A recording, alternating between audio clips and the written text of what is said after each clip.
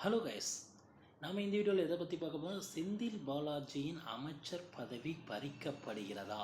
இதை பற்றி தாங்க இந்த வீடியோவில் நம்ம முழுமையாக பார்க்க போகிறோம். நீங்கள் நம்ம சேனலுக்கு புதியவர் அப்படின்னா நம்ம சேனலை சப்ஸ்கிரைப் பண்ணி பக்கத்துலேயே ஆல்னு ஒரு பட்டன் இருக்கும், அதையும் கிளிக் பண்ணி வச்சுக்கோங்க.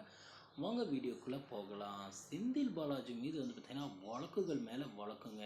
அதாவது வந்து பார்த்திங்கன்னா திமுக அமைச்சரவை கூட்டியதுலேருந்து பார்த்திங்கன்னா பெரும்பாலான மாறுபாடுகள் இருந்ததுங்க.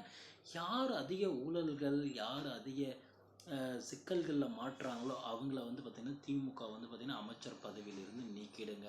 உதாரணமாக சொல்லணும் அப்படின்னா, இதுக்கு முன்னாடி இருந்த வந்து பார்த்திங்கன்னா இப்போ அதாவது அனைத்து இலாக்காவுக்கும் போடப்பட்ட அமைச்சர்கள் வந்து பார்த்திங்கன்னா மாற்றப்பட்டுகிட்டே இருக்காங்க. அதாவது வந்து பார்த்திங்கன்னா தமிழக நிதி அமைச்சராக வந்து பார்த்திங்கன்னா பிடிஆர் நியமிக்கப்பட்டதுக்கு வந்து பார்த்திங்கன்னா தமிழக மக்களிடம் வந்து பார்த்திங்கன்னா பெரும் ஒரு வரவேற்பை வந்து பார்த்திங்கன்னா இருந்துச்சுங்க தமிழக மக்களிடம். இது வந்து எப்படி அவரிடம் வந்து பறிக்கப்பட்டது அப்படின்னா, அவர் வந்து பார்த்திங்கன்னா ரகசிய உரையாடல்கள் வந்து பார்த்திங்கன்னா பப்ளிக்காக வந்த பிறகு வந்து பார்த்திங்கன்னா அவரை வந்து பார்த்திங்கன்னா வேறு இலாக்காவுக்கு மாற்றி அந்த இடத்துக்கு தங்கம் தென்னரசாக மாற்றினாங்க.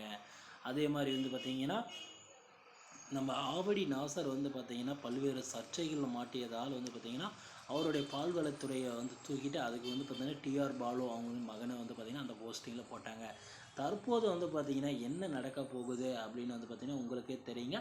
தற்போது வந்து பார்த்திங்கன்னா முக்கியமாக சொல்லணும் அப்படின்னா செந்தில் பாலாஜி வந்து பார்த்திங்கன்னா மூத்த அமைச்சர்களுக்கு நிறைய பேருக்கு பிடிக்கவே பிடிக்காதுங்க. அதாவது முக்கியமாக சொல்லணும் அப்படின்னு வந்து பார்த்திங்கன்னா சேகர் பாபு, அப்புறம் வந்து பார்த்திங்கன்னா KN நேரு அவர்களுக்கெல்லாம் வந்து பார்த்திங்கன்னா செந்தில் பாலாஜி பிடிக்கவே பிடிக்காதுங்க. அதனால தான் வந்து பார்த்திங்கன்னா இத்தனை வருமான வரி சோதனை பண்ண பிறகு வந்து பார்த்திங்கன்னா எந்த ஒரு குரலும் வந்து பார்த்திங்கன்னா செந்தில் பாலாஜிக்கு ஆதரவாக அவங்க தரலைங்க.